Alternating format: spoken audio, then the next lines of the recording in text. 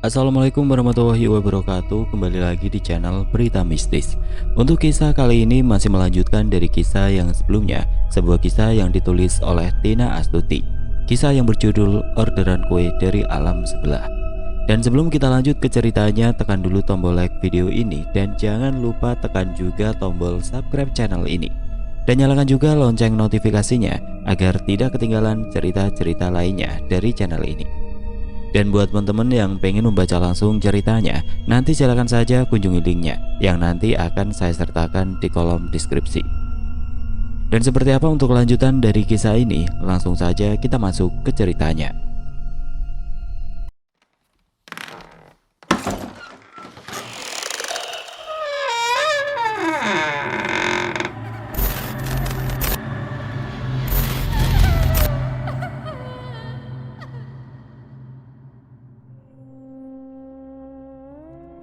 Satu minggu sudah aku dirawat di rumah sakit. Rencananya aku akan pulang ke rumah besok hari. Muhammad dan Ahmad juga sangat sehat. Bang Ilham pun selalu menemani aku di sini, membantu mengurus si kembar. Bang Ilham sangat berani menggendong-gendong si kembar. Aku sedikit takut karena ukurannya masih sangat kecil. Mudah-mudahan setiap bulannya selalu bertambah berat badannya.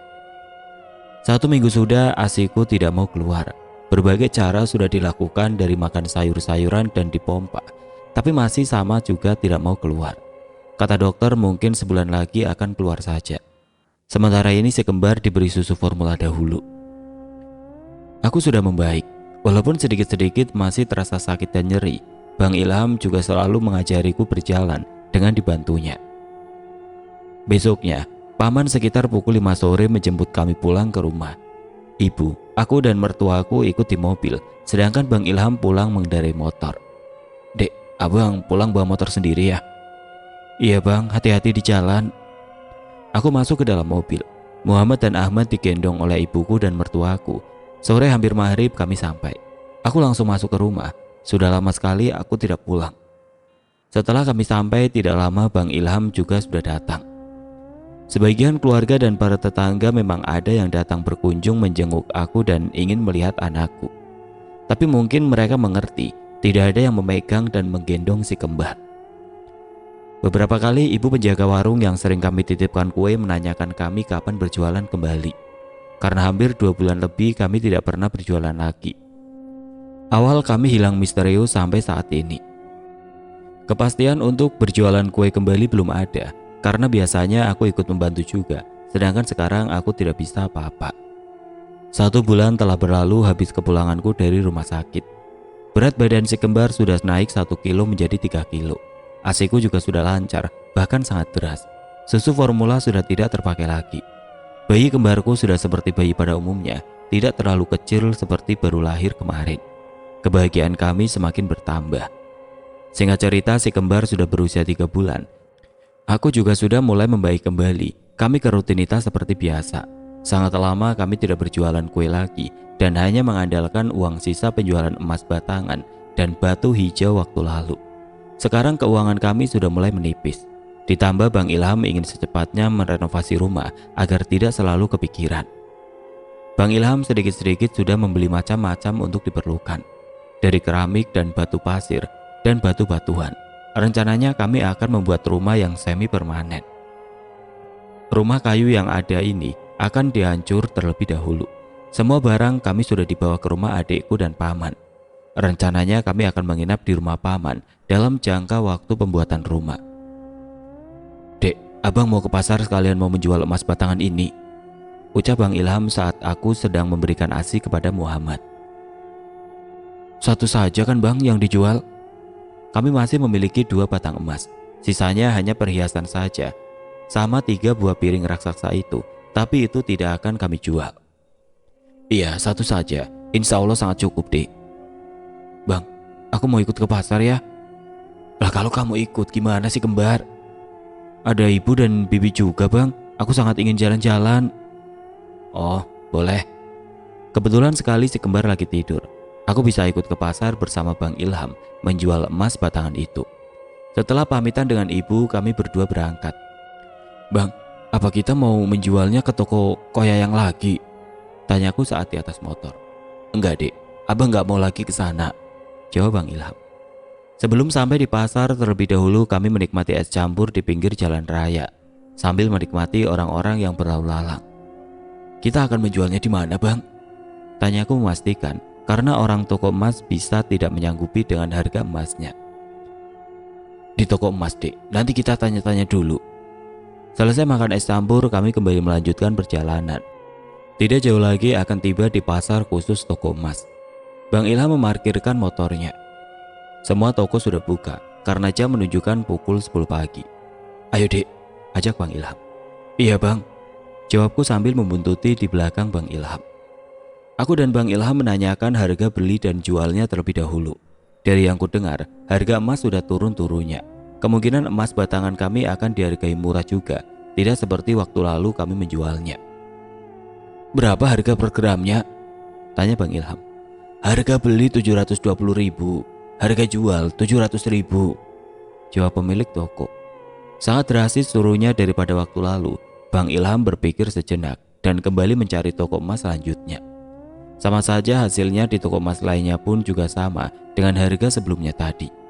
Permisi, Pak, kami ingin menjual emas batangan, apa bisa di sini? Bisa saya lihat dulu, pinta penjaga toko. Bang Ilham menyerahkan emas batangan bentuk balok itu, masih sama seperti emas batangan yang waktu lalu kami jual. Waduh, besar sekali ini, ucap penjaga toko itu. Apa kami bisa menjualnya di sini? Baiknya kalian bawa ke toko Fajar saja, di sana memang jual beli emas beginian, jawab bapak penjaga toko. Toko Fajar itu adalah toko punya Kohyayang kemarin itu. Kalau dijual di sini tidak bisa ya, Pak? Bisa saja, tapi saya tidak bisa menyanggupi kalau dihargai dengan harga emas di sini. Bukannya harus mengikuti harga jual sekarang, Pak?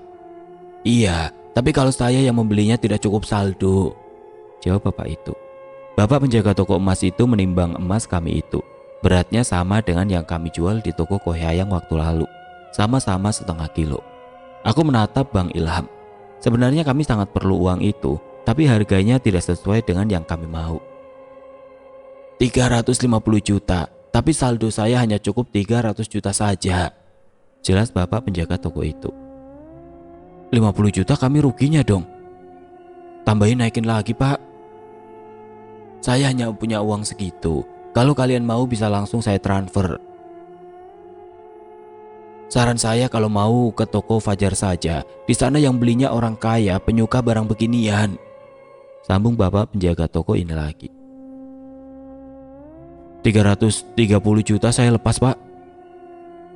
Tidak ada, nak. Saya mampu hanya segitu, jawab bapak penjaga toko itu. Kami berdua berlalu dari toko tadi setelah tawar-menawar. Bang Ilham tidak menyetujui dengan harga 300 juta tadi. Kata Bang Ilham 50 juta sangat banyak kerugiannya. Sebenarnya tidak ada rugi bagiku karena kami hanya diberikan juga. Tapi Bang Ilham ingin mencari orang yang mampu menghargai tinggi emas batangan kami ini. Kenapa nggak setuju saja, Bang? Kita juga perlu cepat. Rugi, Dek. Masa dipotongnya sangat banyak? Jawab Bang Ilham sambil mengusap wajahnya. Abang tidak mau lagi dibodohi seperti sebelumnya. Aku membuang nafas berat. Sekarang kami duduk di parkiran pinggir jalan.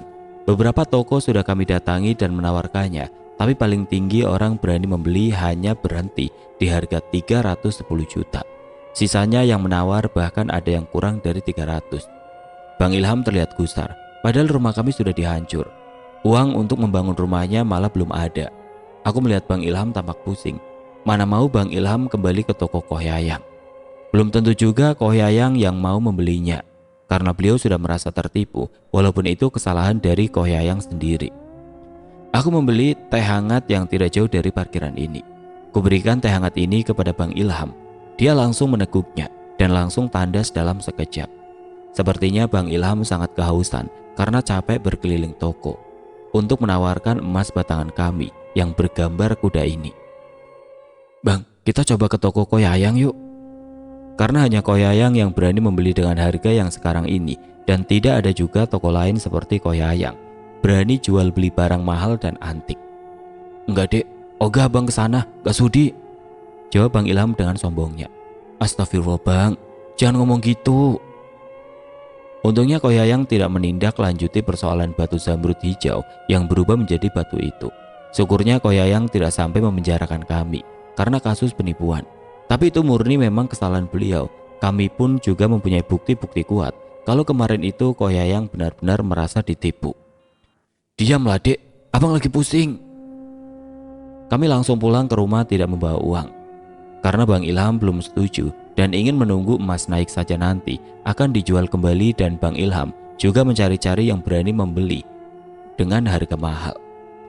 Kami di atas motor sama-sama diam dan terhanyut dalam pikiran masing-masing.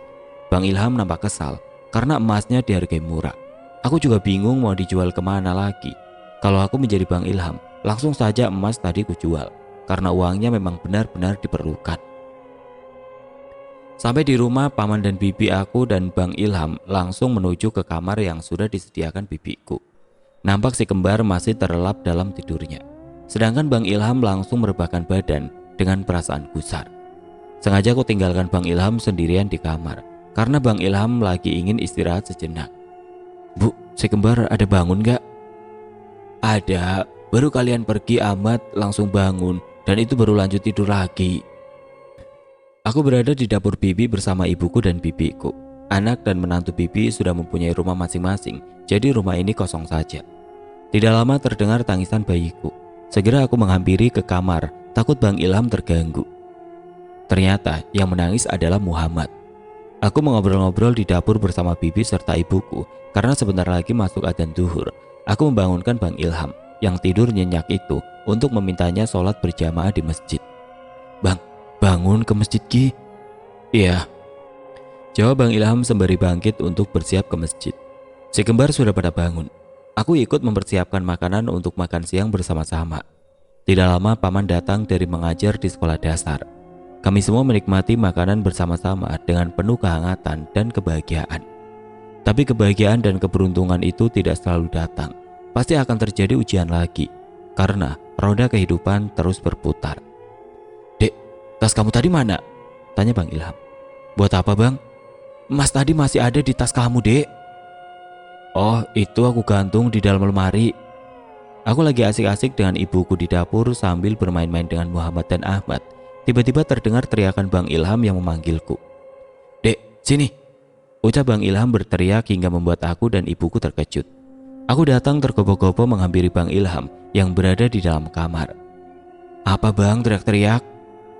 Bang Ilham memamerkan isi tas merah punyaku yang tadi ku bawa ke pasar.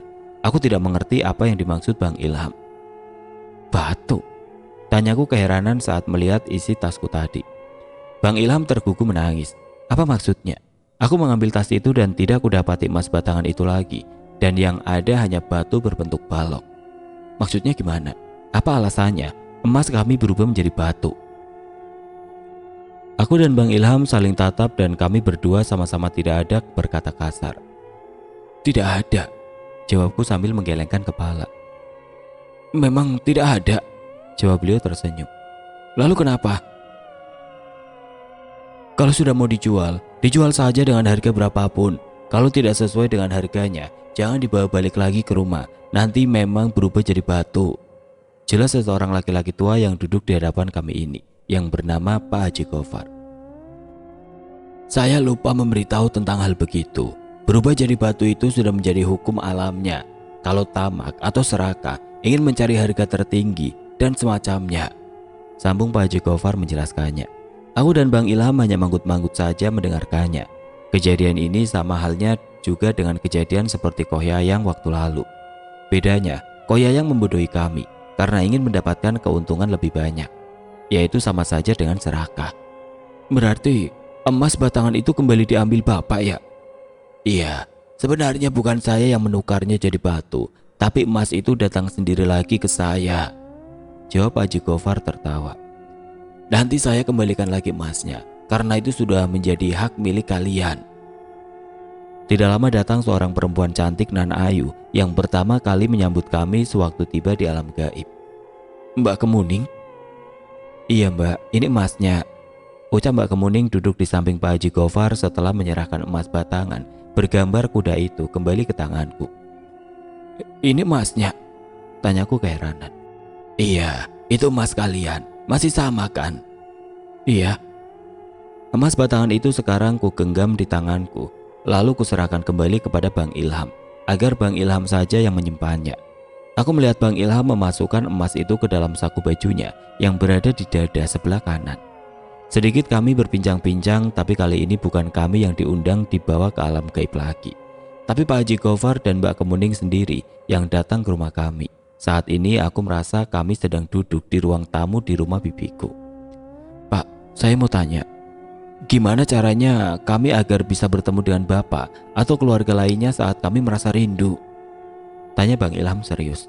Pertanyaan ini sebenarnya sudah lama ingin kutanyakan, tapi kadang aku selalu lupa kalau sudah berhadapan begini.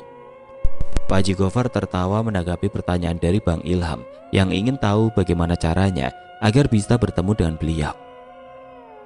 Selain mendapatkan undangan khusus atau dimimpikan seperti ini. Tidak ada, Nak. Nanti bisa saja kami menampakkan diri sendiri di depan kalian. Biasanya ada saja kami ke pasar beli kue. Oh begitu Pak, sahut Bang Ilham sambil manggut-manggut. Ini kapan lagi Mbak bikin kuenya? Tanya Mbak Kemuning.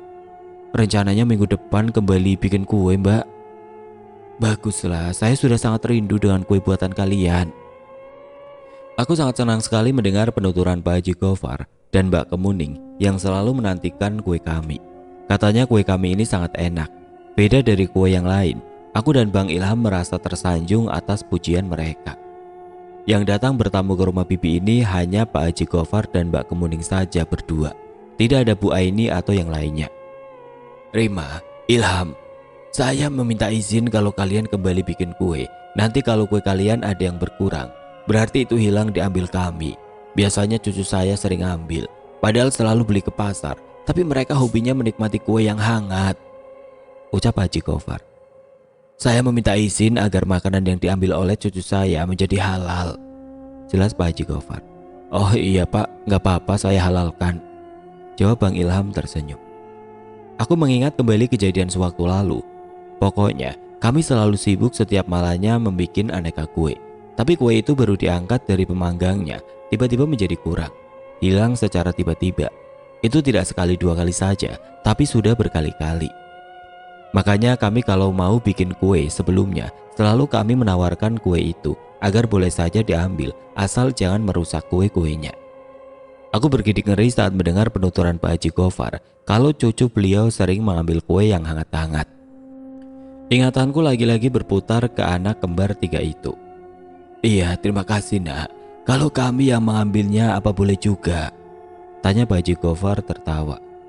Boleh Pak, ambil saja nanti. Wah, padahal cuma bercanda tadi. Bercanda, tapi beneran mengharap, sahut Mbak Kemuning tertawa. Kami semua tertawa di ruang tamu penuh kehangatan dan keakraban. Semoga kekeluargaan kami ini sampai dunia akhirat. Biasanya saya males beli di warung di pasar itu Nak. Kuenya sudah dingin, ucap Pak Haji Gofar lagi. Iya, nanti Bapak ambil saja sendiri kalau mau yang hangat-hangat. Alhamdulillah, jawab beliau sumringah. Sedikit-sedikit Pak Haji Gofar yang menyinggung tentang harta yang kami miliki sekarang. Kami sudah bisa disebut orang kaya. Tentu saja itu tidak enak bagi kami yang selalu dinilai orang melakukan pesugihan. Dari awal kami hilang beberapa bulan yang lalu hingga sekarang, pasti kami tidak lepas dari kunjingan orang-orang yang berprasangka buruk. Ditambah setelah kami hilang itu tiba-tiba menjadi kaya raya, bisa sedekah banyak, membawa orang tua serta paman dan bibi umroh, dan 3 tahun yang akan datang kami kembali pergi haji. Tentu saja membuat orang-orang bertanya-tanya dapat dari mana uang yang kami peroleh. Apalagi sekarang kami kembali membangun rumah besar yang semi permanen, sehingga membuat orang yang awalnya sudah tidak suka dengan kami bertambah iri dan dengki. Salah satu tetangga memang sering berkata julid dan memprovokasi warga kampung, bahkan berani mengatakan kami memelihara tuyul. Aku dan Bang Ilham hanya geleng-geleng kepala mendengar berita yang beredar, hingga satu kampung tahu dan menjadi viral kembali. Ditambah Bang Ilham tidak ada sama sekali bekerja, maka berita itu dibesar-besarkan oleh orang yang memang ingin membuat kami hancur. Aku dan Bang Ilham serta keluarga yang lain sebisa mungkin tutup telinga saja karena tidak habisnya memikirkan dan mendengarkan ucapan orang lain. Ilham, Rima, saya ada penawaran buat kalian, ucap Haji Gofar. Penawaran? Iya, siapa tahu kalian berminat. Apa itu, Pak? Sebelumnya saya ingin menjelaskan terlebih dahulu. Saya akui kalian sudah banyak memiliki harta, dan setiap orang pasti ada yang tidak suka dengan kalian. Benar begitu bukan? Mereka bisa saja berbuat melanggar peraturan Allah agar bisa kembali membuat kalian sengsara. Pak Haji Gofar kembali mengambil nafas panjang dan menghembuskannya. Aku dan Bang Ilham mendengarkan penjelasan Pak Haji Gofar meski kami belum mengerti dan belum tahu maksud dari penawaran beliau. Apa kalian mau ada yang menjaga kalian dari bahaya dari orang yang tidak menyukai kalian? Tanya Pak Haji Gofar. Gimana caranya, Pak? Saya menawarkan kalian memelihara buaya putih kami, dan buaya itu akan melindungi kalian, tapi kalian harus memberikannya makanan, ucap Haji Gofar dengan tatapan tajam dan serius. Buaya putih, Pak? Pak Haji Gofar menganggukkan kepala. Aku dan Bang Ilham saling tatap. Kami berdua tidak ada yang berani mengiyakan penawaran Pak Haji Gofar itu. Kami saling diam. Apa beneran bisa menjaga kami? Tanyaku menatap Pak Haji Gofar. Iya. Aku tahu saat ini sedang bermimpi. Aku dan Bang Ilham tidak ada yang beraninya mengambil keputusan itu. Bagaimana mungkin caranya buaya putih itu bisa menjaga kami? Memang pernah bahkan sering aku mendengar orang-orang yang memelihara buaya putih atau kuning. Katanya yang ku dengar memang bisa menjaga dari mara bahaya. Tapi aku antara percaya dan tidak. Ku tahu juga biasanya kalau memelihara begituan akan menjadi turun-temurun ke anak cucu kami nanti. Sedangkan ibuku tidak ada yang memelihara yang begituan. Kalau kami mengiyakan penawaran itu, maka awal dari keturunannya ialah dariku. Ini bukanlah sebuah penawaran biasa, tapi ini adalah penawaran besar yang nantinya akan terus sampai ke anak cucu. Apakah nanti mereka mau menuruni memelihara buaya, dan apakah nanti bisa dihentikan dan melepaskan diri dari perjanjian ini? Apa bisa kami tanyakan ke ibu kami dulu? Silakan, saya hanya menawarkan saja, jawab Haji Gofar tersenyum. Dan jelek. Aku dan Bang Ilham tersadar dan terbangun dari mimpi tadi, tapi kami hanya berada di atas kasur. Astagfirullah, ucapku bersamaan dengan Bang Ilham yang nafasnya ngos-ngosan. Emasnya mana, Bang? Bang Ilham meraba-raba kasur dan mencari emas yang sudah dikembalikan ke kami tadi. Kami merasa lucu tengah malam begini baru bangun tidur, langsung mencari emas. Di saku abang tadi, abang naruhnya. Abang aja tidurnya gak pakai baju, Dek. Aku berdiri dan berjalan membuka lemari mengambil tas merahku. Rasanya batu itu belum kami buang dari tas ini. Aku membuka lemari dengan perlahan karena si kembar lagi tertidur. Bang, ini tasnya. Buka, ucapku sambil menyerahkan tas. Dengan sigap Bang Ilham membukanya dan batu itu tidak ada lagi, tapi kembali berubah menjadi emas batangan seperti sebelumnya. Bang Ilham mengucapkan syukur alhamdulillah masih rezeki kami. Tidak hentinya Bang Ilham mensolawati kembali itu emas batangannya agar jangan hilang lagi. Pagi itu sesudah makan bersama, Paman sudah berangkat ke sekolah. Bibi pergi ke rumah sang anak yang tidak jauh dari kampung ini. Yang ada di rumah hanya aku dan Bang Ilham dan ibu. Sengaja kami ingin mengobrol bertiga begini. Ingin membicarakan masalah penawaran peserta di malam yang dilontarkan oleh Pak Haji Gofar. Bu, ada yang ingin Rima tanyakan, ucapku sambil mendekat ke tempat ibuku duduk sembari memangku Ahmad. Apa? Bicara saja, Rim. Bu, kami ditawarkan oleh mereka dari alam gaib untuk memelihara buaya putih. Katanya buaya itu akan melindungi kami dari orang yang berbuat jahat, yang tidak menyukai kami. Ibuku terhenyak kaget mendengarnya. Dari raut wajah beliau bisa kutangkap keterkejutan beliau. Astagfirullah, ucap ibuku terlonjak kaget setelah mendengar penuturanku. Kenapa, Bu? Apa ibu setuju dengan penawaran itu? Sebaiknya tidak usah, Rim. Kalian tolak saja. Kenapa? Apa alasannya? Tanya Bang Ilham. Ayah kamu juga pernah ditawarin memelihara buaya putih itu, tapi ayah kalian tidak mau dan menolaknya. Jelas ibuku dengan wajah yang serius. Memang benar buaya itu katanya untuk melindungi kita dari mara bahaya. Tapi tetap saja ayah kalian tidak mau. Apa alasan ayah menolaknya? Kenapa ayah juga ditawarkan oleh mereka? Flashback ke masa lalu. Dulu sebelum menikah dengan ibu, ayah juga ditawarkan untuk memelihara buaya putih karena ada yang ingin menghancurkan hubungan ibu dan ayah. Waktu itu kami sudah bertunangan dan sebentar lagi melangsungkan pernikahan. Tapi ada seorang laki-laki yang bersikeras ingin menikahi ibu juga. Laki-laki yang juga mau dengan ibu bisa disebut orang kaya pada zaman dulu. Sebisa mungkin laki-laki itu mengambil hati ibu dan orang tua ibu. Tapi ibu tidak bisa menerimanya lantaran sudah terikat pada ayahmu. Dan memang ibu dicintanya hanya dengan ayahmu. Kalau zaman dulu nak, sering terjadi perkelahian gara-gara memperebutkan perempuan. Tidak jarang sampai terjadi pembunuhan. Dulu saja ayahmu sempat dicegat orang di jalan saat mau menemui ibu, mau mengantarkan cincin. Ketika itu 7 orang yang tidak dikenal ayah, kemungkinan itu preman suruhan Jamal. Jamal itu adalah orang yang mencintai ibu, tapi semuanya KO, dapat bogem dan tendangan ayahmu. Saat tiba di rumah ibu melihat wajah ayah memar di bibir karena sempat terkena pukulan. Kok bisa kalah bu yang 7 orang itu? Dulu kakekmu itu adalah guru ngaji dan guru silat sendeng. Jadi sejak kecil ayahmu sudah diajari silat dan pandai mengaji. Dari kejadian itu ayahmu ditawarkan untuk memelihara buaya putih oleh murid-muridnya, sekaligus sahabat dari alam gaib. Jadi nggak boleh bu? Saran ibu nggak usah, sebaiknya kalian tolak dengan halus karena kita tidak tahu resikonya. Emang gimana cara kerja buaya itu menjaga kita? Karena buaya itu kan tinggalnya di sungai. Aku dan Bang Ilham mendengarnya dengan serius. Aku tidak tahu menahu tentang ilmu memelihara buaya ini. Karena sebelumnya hanya mendengarkan isu-isunya saja. Antara percaya dan tidak, gimana buaya itu bisa menjaga kita. Sedangkan buaya itu saja mau minta imbalan dengan diberi makan. Cari makan sendiri saja tidak bisa, apalagi mau menjaga kita yang berada di daratan.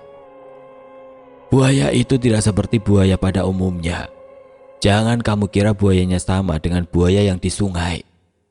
Sebenarnya kamu beruntung Rim, dapat tawaran besar begitu. Karena ada banyak orang yang ingin mendapatkan kajian buaya putih itu, yang ingin berusaha memeliharanya.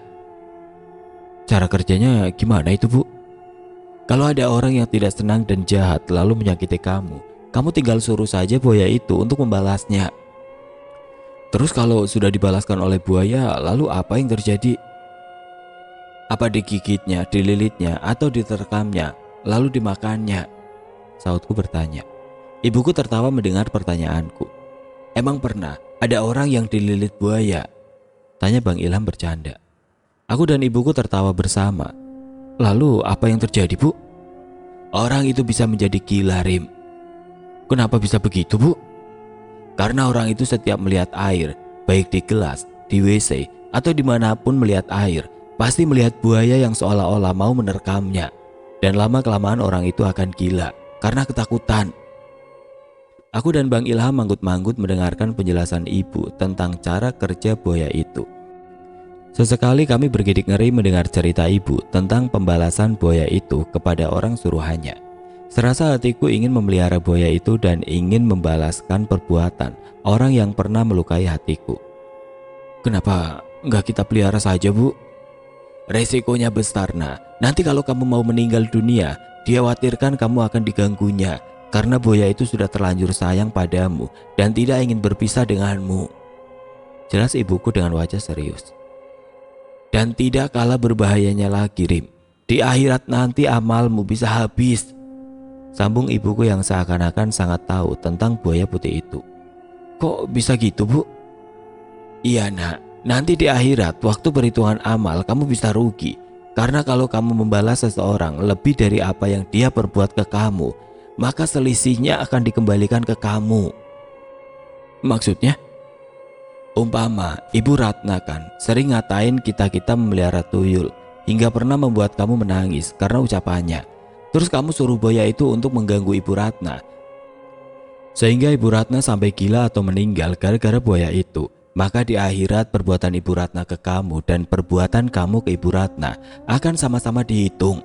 Nah, kalau perbuatan jahat kamu ke Ibu Ratna lebih besar, maka dosa-dosa Ibu Ratna akan dipindah ke kamu, atau pahala kamu akan dipindah ke dia.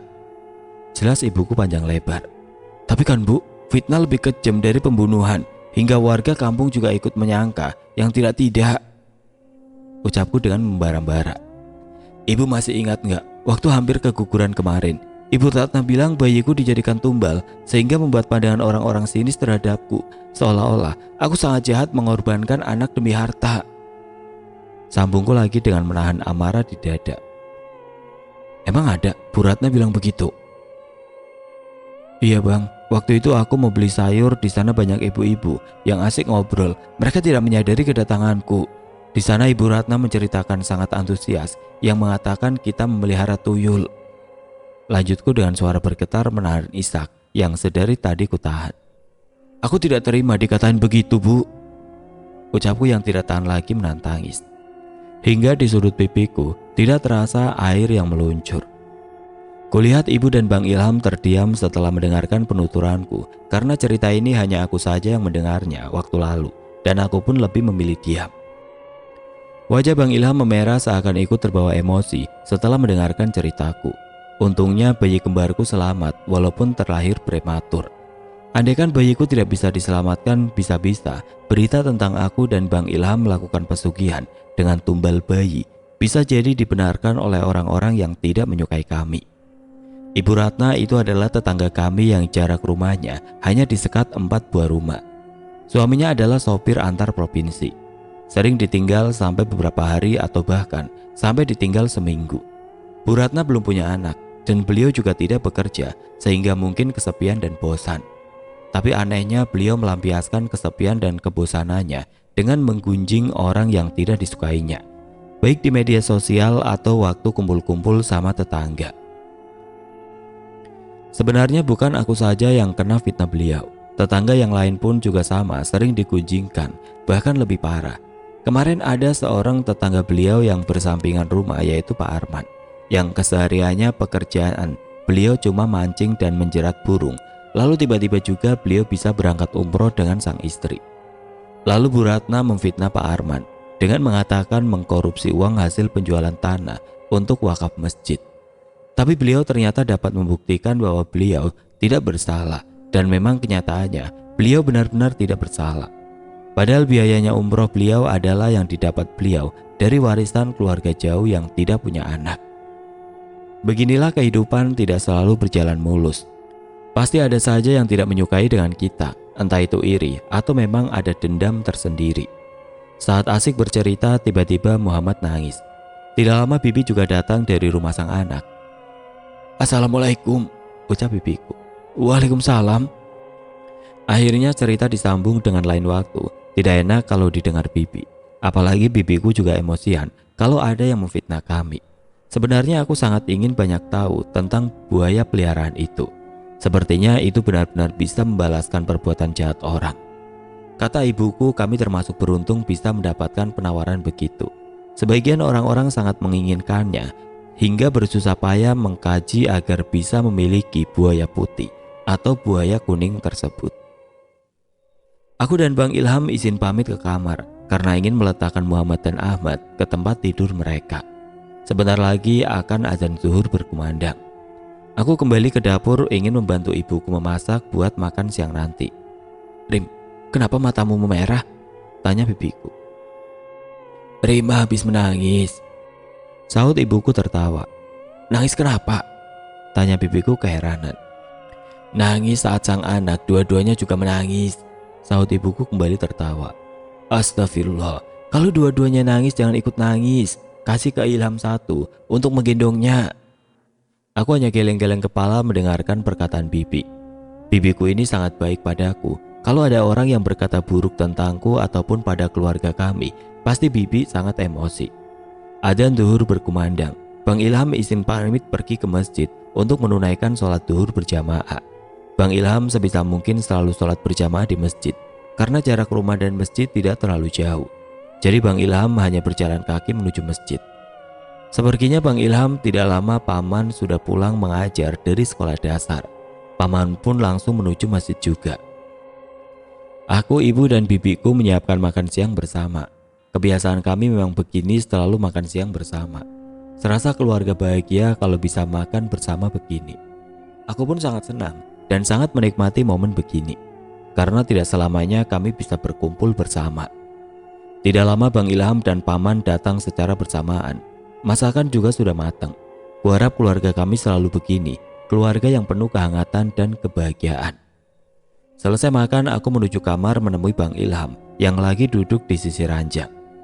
Seperti ada yang dia pikirkan, matanya tajam mengarah ke depan, tangannya terkepal, seakan wajahnya ikut memerah. "Abang kenapa? Marah?" tanyaku sambil mendekati Bang Ilham lalu ikut duduk di sampingnya. "Dek, abang sakit hati saat kamu diperlakukan begitu sama Bu Ratna. Abang juga tidak terima, Dek. Apalagi sampai membuat kamu menangis begitu." Aku bergeming tidak menyaut apapun. "Apa kita balas saja perbuatan Bu Ratna itu?" tanya Bang Ilham menatapku serius. Kudapati memang di matanya terdapat amarah besar. "Caranya, apa kita memelihara buaya?" Bang Ilham diam dan kembali menatapku, lalu tiba-tiba dia malah tersenyum menyeringai. "Kita beneran balas dendam, Bang?" "Iya." "Serius memelihara buaya?" tanyaku dan menatap wajah Bang Ilham menunggu kepastian. "Astagfirullah, Dek. Kok kamu pikiran ke buaya terus?" "Sepertinya adik pengen banget piara buaya itu," sambung Bang Ilham lagi bersamaan dengan gelak tawa. Aku tidak mengerti apa maksudnya Bang Ilham itu. Bagaimana lagi caranya kalau tidak balas dendam dengan memelihara buaya itu sebagai suruhan? Kalau Bang Ilham setuju untuk memelihara buaya itu, tentu saja aku ikut setuju. Amarah di dadaku seakan membara-bara. Aku begitu geram kepada Bu Ratna itu sejak dulu. Entahlah, aku rasa mulai dulu aku memang tidak menyukai orang itu. Apalagi ditambah mulutnya yang suka julid. Sebelum aku hamil, aku selalu ditanya-tanya oleh beliau kapan hamilnya. Karena sudah lumayan lama menikah, tapi belum juga dikaruniai keturunan. Dan sekarang saat aku sudah hamil dan punya anak, malah aku difitnah memakai pesugihan dengan menumbalkan anakku. Padahal Bu Ratna itu juga belum mempunyai anak, tapi suka nanya-nanya ke orang baru menikah. Sedangkan beliau sudah tua dan mengeriput, tidak kunjung juga punya anak. Kurasa beliau hanya iri saja. Aku sangat bersyukur sewaktu 7 bulan kandunganku kemarin sangat kuat, tidak sampai menyebabkan bayinya meninggal. Kini sudah terbukti keluarga kami sama sekali tidak memakai cara begituan. "Iya, Bang, aku pengen piara buaya itu biar bisa balas dendam kepada orang yang pernah nyakitin aku." "Astagfirullah. Mungkin kalau adik balas dendamnya begitu, apa nggak takut di akhirat nanti?" "Biarin, yang penting aku puas lihatnya sengsara di dunia." "Astagfirullah, jangan begitu, Dek. Itu pasti akan membawa mudaratnya juga. Walaupun buaya itu tidak jahat dengan kita, tapi bahayanya lagi, amal kita bisa habis di akhirat dengan membayar kembaliannya." "Sabar, mungkin Allah menguji kita, atau mungkin ini adalah sebuah nikmat lagi," ucap Bang Ilham tersenyum tulus. "Berprasangka baik saja, Dek, dengan Allah. Semoga dengan berbagai fitnah dan cacian ini, Allah kembali memberikan nikmat besar kepada kita.